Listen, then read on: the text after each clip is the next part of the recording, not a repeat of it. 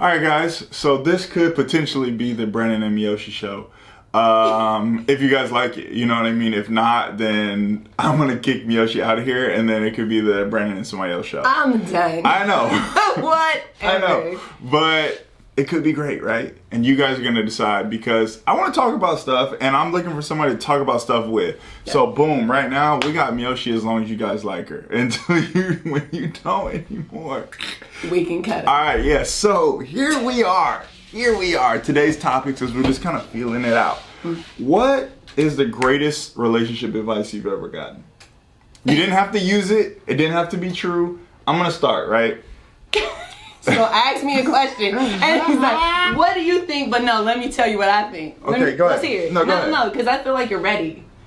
Go, BT. I'm not ready, but it just kind of came to me, right? All right. So there was this older couple, right? And they were like, yeah, I forgot. I don't even know how it came up, right? Mm-hmm. The secret to staying together is going on walks with each other. And I was like, you know, you expect something to be like deep, like never go to bed angry.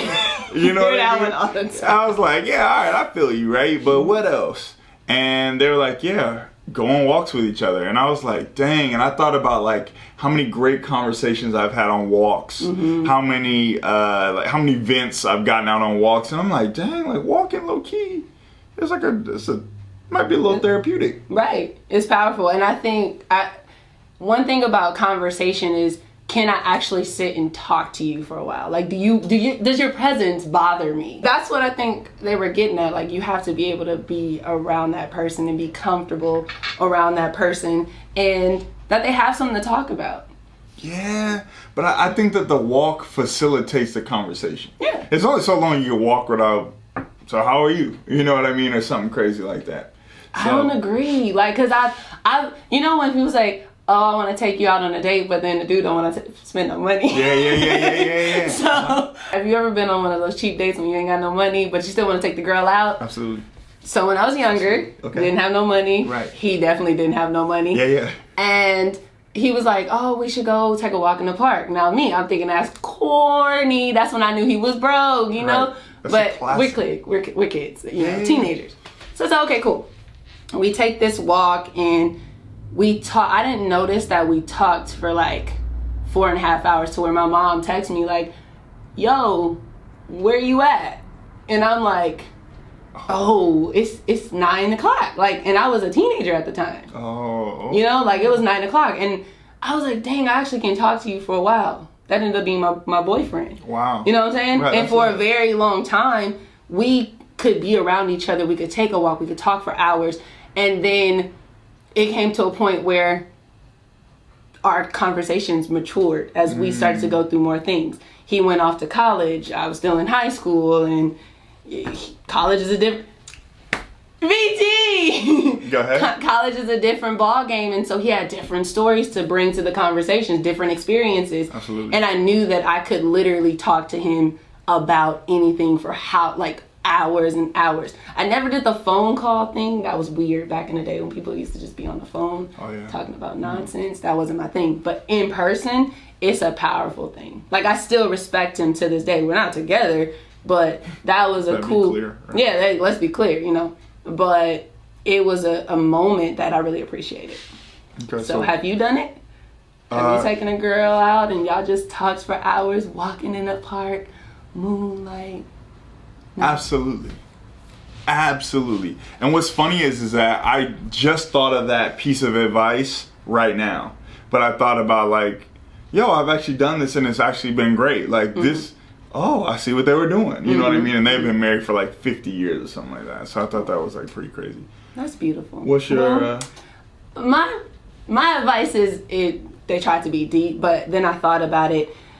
When you're in a relationship and people talk about like, I'm independent, like it's okay to be self-sufficient, but it's also okay to be dependent on the other. You should be able to say, I depend on you to carry your weight, and you depend on me to carry my weight. And being dependent is not a bad thing. Amen. It's when dependency and dictatorship start to take a place, where I'm dependent on you, and then you're just like, you have to listen to everything that I say. I make the decisions based on how I feel and not thinking about you. You know what I'm saying? So I learned that, yes, I can be self-sufficient. When I say independent, understand that I have to also recognize it's okay to be dependent on your partner. That's, yeah. So that was like, it was deep, but then it was just like, ooh, but I don't depend on too many people like that. I think it's interesting now because we live in a world that's like so independent. You know what I mean? And like, you gotta have yo this, you gotta have yo that. And it's just kind of like, dang, like the collaboration is such a new, or like it's such a language that needs to be reintroduced. And I catch myself like, dang, I'm trying to do everything in my world alone. How much fun is this? Or it's not fun at all. Oh, okay, cool. Like, not even a romantic relationship, just everything. You're just like, it's me against the world. And you're like, oh, maybe it doesn't need to be like that. Exactly. And I think that's what they're trying to get to. You have to build some type of friendship before you get this like romantic feeling. And so taking that mindset of being dependent on someone, whether it's your mate or it's your cousin or your mother. And it really starts for me at home. Like, I had to see my mom like be dependent on my dad. I had to see my dad be dependent on my mom. I really had to see my dad be dependent on my mom, because you hear men have to come in here and have it all figured out. And in order for your woman to submit to you, you have to have all your checks and balances. And it's just like, there were a point in my life where my dad like wanted to relinquish some of that power because he just really needed help. And my mom was like okay without like trying to put him down or anything, but she was literally just like, I'm your helpmate, like I'm here to be your partner. You know what I'm saying? So that love, that dependency on each other, and that balance, it was like going back and forth, and that's where it's supposed to be. So that was mine. I think that's such a blessing for that to be like in your home. And I wonder what the effects of that are for people that don't grow up like that. Because I grew up in a single parent home. So I'm thinking to myself, oh, this is probably why I feel like I gotta do all this stuff by myself, because I seen one person do it all. Shout out to Miss Shawnee. Shout out to you, Mom. So yeah, I think that's super interesting. That's some good advice. Yeah. And also you have like women, you know, receiving their rights later, you know, in history. And so being an independent woman is where it's at. So like, I get it, but then you have a bunch of independent, career driven, bad looking, depressed single women out there. That's gonna end this segment. That is funny. But it's real though. Yeah. It's real. And it's just like, calm down.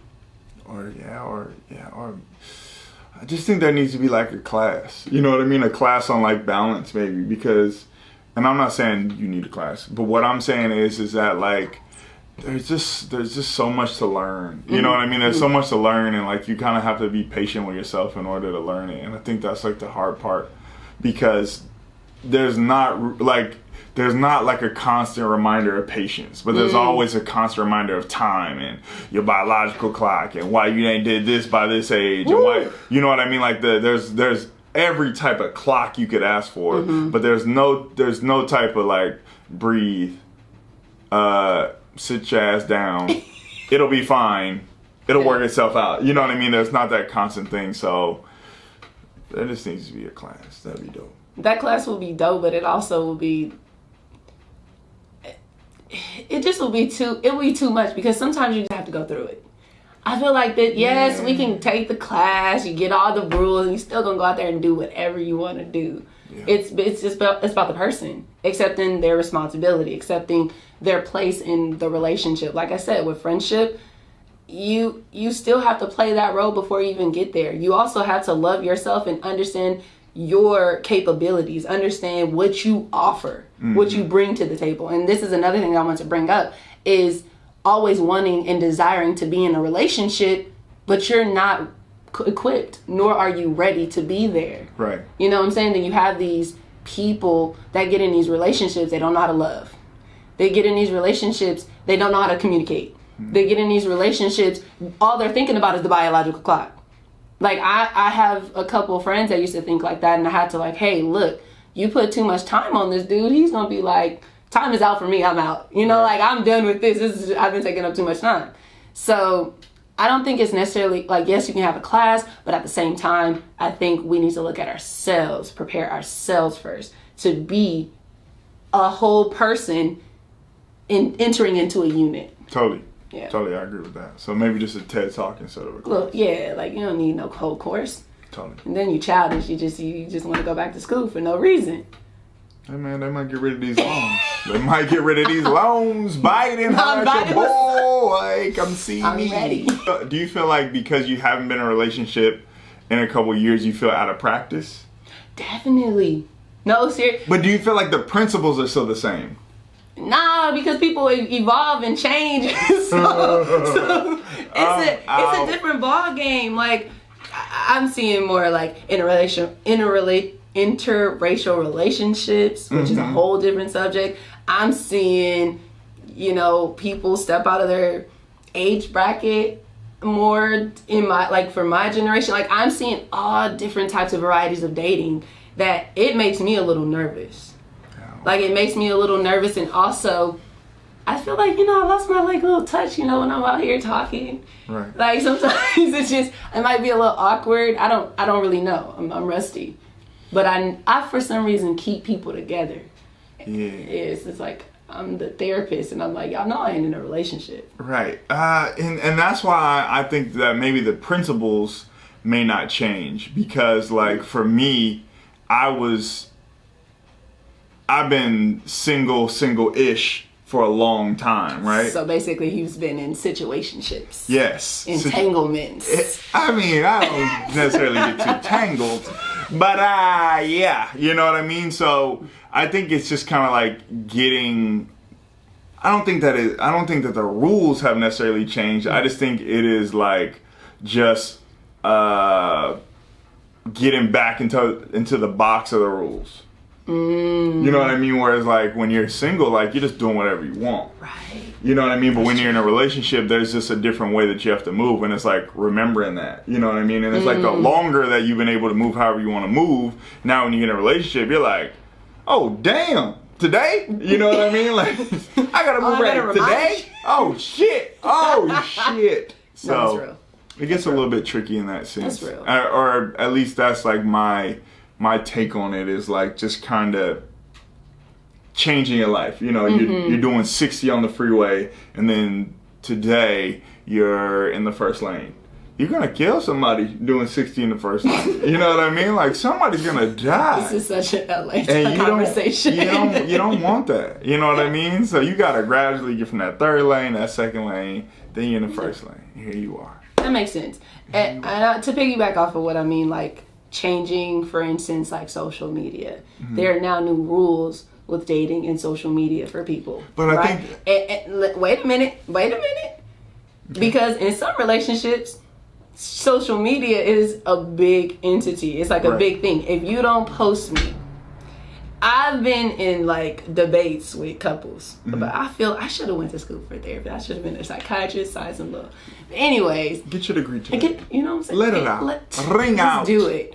But anyways, I've been in conversations with couples that they're like, oh, he doesn't post me. Oh, she doesn't post me. I'm a ghost. No one knows that I exist, right? And to me, it shouldn't mean anything. I could care less. Right.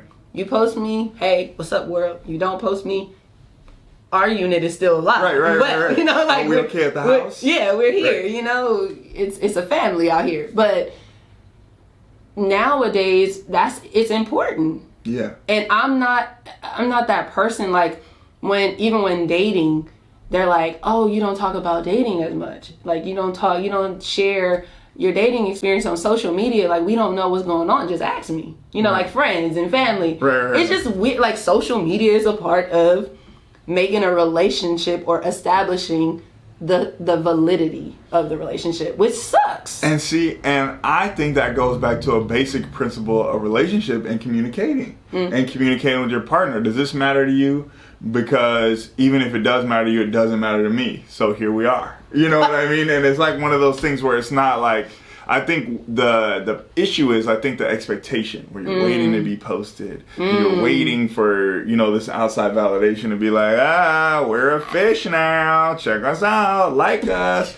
And it's like the social media like monster that has been created. But I think it's like, as long as your partner understands and can communicate in that language, or as long as your partner understands that you do or you don't, and they're not waiting for it, then I think it makes it all manageable. Okay, so now this goes into, for me, sacrifice and compromise. Sacrifice and compromise, I think, is tricky because you just don't know how much. And I think that there is no answer, there's no rule on how much. You know what I mean? I think it is like you find a way to not change yourself, your core values, but you gotta change yourself. You know what I mean? Like you have to adjust, and you have to like bend to be in. You gotta bend to like fit another person. You know what I mean? And I think in most cases, like you naturally kind of bend, right? And then you get in this space, and you're like, oh, this is great, but you got to be here. And this is like this part is easy, this link, But then when you got to get here, you like. Well, take my arm. Why don't you? You just don't want me to be me. Take my arm. Take it. It's yours now. No, so that's real. It's an interesting space, and I don't know. I think we should find somebody who can give the proper answer for that, because I don't know. What do you say? It's pretty similar to what you're saying, but I also feel like when you become like in this partnership, you start to change to fit each other. Like you start to understand the likes, the dislikes, things that might make your girl mad or might make, your partner mad, or try to say partner, let's be inclusive. Make your partner mad and stuff. So how much you are willing to sacrifice, or like you start to learn how much you need to sacrifice based on knowing your partner as you continue to progress to know your partner. And for me, sacrificing is hard. It's like super, super hard. But then you see like these couples have been together for like 80, not 80 years, but like 50 years. But that don't count. And they didn't have cable. They didn't have cable, social media. You know what I mean? That's true. But it's just so that's cute. That's a whole different thing. But they all say the same thing. Right. Happy wife, happy life. Yeah. And I don't think that's fair. I agree. I think it's happy spouse, happy house. Yeah. Like, happy, it's we both life, in this. Yeah, happy life, happy wife. Look. Happy something on the side. That's what it's gonna lead to. Ladies, don't let these little sayings, these little t-shirts or coffee pots fool you. Happy wife, that joke is upset. Happy something on the side. Happy girlfriend. You basically just say he will have a side piece. I am not saying that there will be an entree and there will be side. Okay, no, not you, but he, not me. Yeah, yeah. We separate. There will be. Look, he/him. That's not me/me. Right. We clearing that up. Hell nah. But yeah, so be mindful. Definitely. Well, I feel like this was a great pilot episode of the Brandon and Miyoshi show. If you would like more, like and subscribe. I'm just saying. Let us know if you'd like us to tackle some more topics. Drop some topics. Message us. We're here for you. I'm dead. Is that what the kids are doing? No, they're doing. Wait, the girl said Corvette is wrong. It's Corvette. Oh. So we gotta. Okay. I'm gonna cut the tape. That's it. And we're out. That.